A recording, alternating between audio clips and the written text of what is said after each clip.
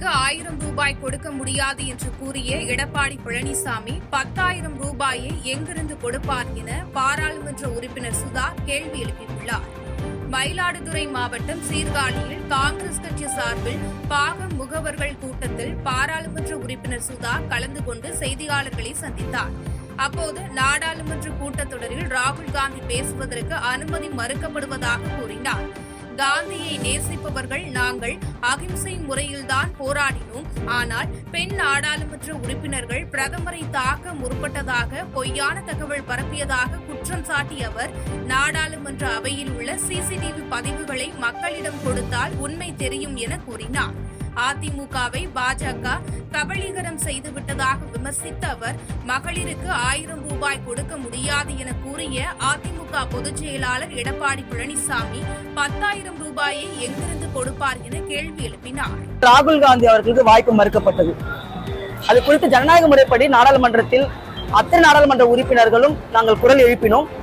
அகிம்சை வழியில் வந்தவர்கள் நாங்கள், காந்தியை நேசிக்கின்றவர்கள், காந்தியின் கொள்கையில் சித்தாந்தத்தில் ஊறிய நாங்கள் அகிம்சை முறையில் தான் நாங்கள் போராடினோம். ஆனால் அந்த பாராளுமன்றத்தின் ஸ்பீக்கர் அவர்கள் தவறான ஒரு செய்தியை சொன்னார்.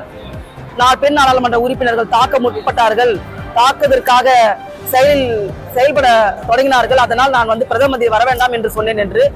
அதெல்லாம் கண்டனத்துக்குரியது. அப்பற்ற என்ன சொல்றது, முற்றிலுமான பொய்யான ஒரு தகவல். ஏன்னா நாடாளுமன்ற வளாகத்திற்கு வெளியே, நாடாளுமன்ற வளாகத்துக்கு உள்ளே அந்த அவையிலும் அதிகமான சிசிடிவி கேமராக்கள் இருக்கின்றது. அவர்கள் அதை பார்த்து நாட்டு மக்களுக்கு எடுத்து அந்த சிசிடிவி கேமரா கொடுத்தா கூட உண்மை என்னன்னு தெரியும். அம்பேத்கர் காண வேண்டிய சம நல்லிணக்கத்தை தமிழகத்தில் காண வேண்டும் என்றால் பாசிச சக்திகளை நாம் வீழ்த்த வேண்டும் என துணை முதலமைச்சர் உதயநிதி ஸ்டாலின் தெரிவித்துள்ளார். சென்னை ஆலந்தூர் சட்டமன்ற உறுப்பினர் அலுவலகம் அருகே 19 கோடி ரூபாய் மதிப்பீட்டில் கட்டப்பட்ட புதிய மாநகராட்சி திருமண மண்டபம் மற்றும் ஆதம்பாக்கத்தில் அம்பேத்கர் வெண்கல சிலையை துணை முதலமைச்சர் உதயநிதி ஸ்டாலின் திறந்து வைத்தார். தொடர்ந்து நிகழ்ச்சியில் பேசிய உதயநிதி ஸ்டாலின், இந்தியாவை பாதுகாக்க வேண்டும் என்றால் அம்பேத்கர் பெரியார் கொள்கைகளால் மட்டுமே முடியும் என கூறினார். அம்பேத்கர் காண வேண்டிய சம நல்லிணக்கத்தை தமிழகத்தில் காண வேண்டும் என்றால் பாசிச சக்திகளை நாம் வீழ்த்தி அவர்களை அனைத்து தொகுதிகளிலும் டெபாசிட் இழக்க செய்ய வேண்டும் என கூறிய அவர் 200க்கும் அதிகமான தொகுதிகளில் கழக அணி வெற்றியடைய வேண்டும் என தெரிவித்தார். இன்னைக்கு நம்முடைய இந்தியாவை பாதுகாக்கணும்னா அது அம்பேத்கர் பெரியாருடைய கொள்கைகளான மட்டும்தான் நிச்சயம் முடியும். சமூக ஏற்றத்தாழ்வுக்கு எதிராக இன்னைக்கு இந்தியாவில் நிறைய பேர் பேசியிருக்காங்க, போராடிட்டு இருக்கிறாங்க. ஆனால் அம்பேத்கரும் தந்தை பெரியார் மட்டும்தான் நமக்கு யார் எதிரின்னு சரியா தெளிவா அடையாளம் காட்டினாங்க. குறிப்பா எதிரிகளை தமிழர்கள் கரெக்டா அடையாளம் கண்டுகிட்டதுனாலதான் பாசிச சக்திகளால தமிழ்நாட்டை இன்னைக்கு வரைக்கும் தொட்டு கூட பார்க்க முடியல, இன்னும் முயற்சி பண்ணிட்டு இருக்காங்க, நெருங்க முடியல.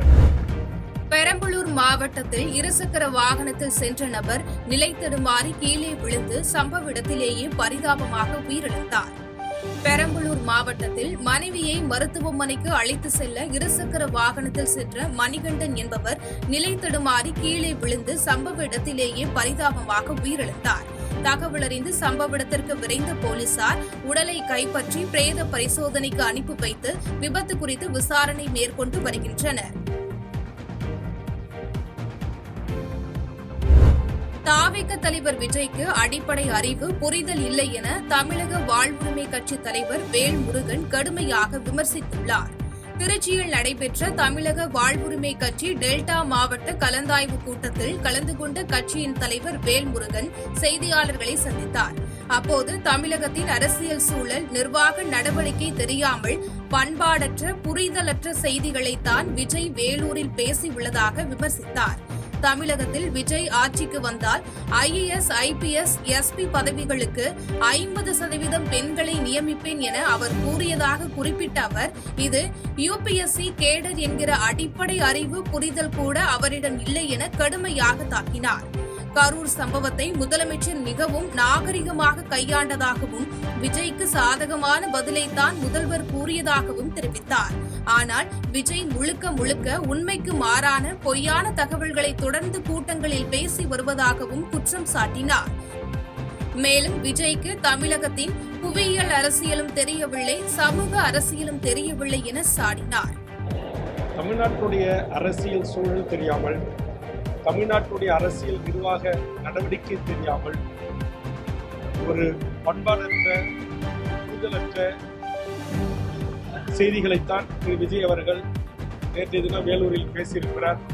அது அத்தனை பேச்சுமே அரசியல் தெரிந்த உங்களை போன்ற பத்திரிகை ஊடக நண்பர்கள், அதை எனக்கு தெரிந்த நண்பர்கள் கூட ஒரு அரசியல் கட்சி தலைவர் இவ்வளவு விவரம் இல்லாமல் இருக்காரு அப்படின்னா என்கிட்ட அரசியல் விமர்சிச்சாங்க. அவர் சொல்றார், தமிழ்நாட்டில் அவங்க ஆட்சிக்கு வந்தா 50 IAS 50 IPS யூபிஎஸ் கேடர். யூபிஎஸ் கேடர்ல முதல்ல ஒரு ஆண்டுக்கு 38 டிஸ்ட்ரிக்ட்டுக்கு எஸ்பி நியமிக்கிற அளவுக்கு ஒரே ஆண்டுல எஸ்பிக்கு கிடைக்குமா? அதே மாதிரி ஒரே ஆண்டுல பெண்கள் அவ்வளவு பேர் கிடைப்பாங்களா? இந்த அடிப்படை ஒரு அறிவு, அடிப்படை ஒரு புரிதல் கூட அவர்கிட்ட கிடையாது. தேர்தல் நெருங்க நெருங்க பொய் செய்திகள் அதிகரித்துக் கொண்டே இருக்கும் என கனிமொழி MP தெரிவித்துள்ளார். சென்னை அண்ணா அறிவாலயத்தில் திமுக மகளிர் அணி சார்பில் சமூக வலைதள பொறுப்பாளர்களுக்கான சிறப்பு பயிற்சி பாசறை கூட்டத்தில் கலந்து கொண்டு MP கனிமொழி சிறப்புரையாற்றினார்.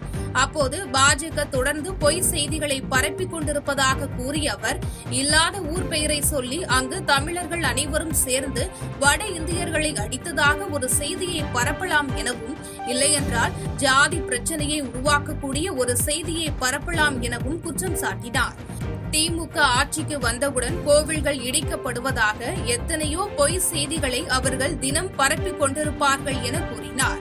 தேர்தல் நெருங்க நெருங்க பொய் செய்திகள் இன்னும் அதிகரித்துக் கொண்டே இருக்கும் என்பதால் வெல்லும் தமிழ் பெண்கள் பரப்புரை மூலம் வீடு வீடாக சென்று மக்களுக்கு திமுக திட்டங்கள் குறித்து எடுத்து கூற வேண்டும் என கேட்டுக் கொண்டார்.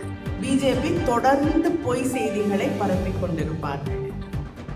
உத்தரப்பிரதேசத்தில் ஒரு கிராமத்துல ஒரு விஷயம் நடக்குது அப்படின்னா யாரும் செக் பண்ண முடியாது. அவங்க உத்தரப்பிரதேசம் இல்லை, இந்தியாவிலே இல்லாத ஏதாவது ஒரு கிராமத்தோடைய பேரை போட்டு அங்கே இஸ்லாமியர்கள் இந்துக்கள் மேலே இதை செஞ்சாங்க, இந்த பொண்ணை தூக்கிட்டு போயிட்டாங்க, இந்த விஷயம் இப்படி நடந்தது, எதை வேணாலும் சொல்லலாம். தமிழர்கள் எல்லாரும் நம்ம ஊரில் இல்லாத ஒரு கிராமத்தோட பேரை போட்டு நீங்கள் போய் எப்படி செக் பண்ணுவீங்க? இருக்கிற ஊரை தான் போடலாம். இல்லாத ஊர் பேரை போட்டு இந்த இடத்துல வந்து தமிழர்கள்லாம் சேர்ந்து வட இந்தியர்களை அடித்தாங்க அப்படின்னு ஒரு செய்தியை பரப்பலாம்.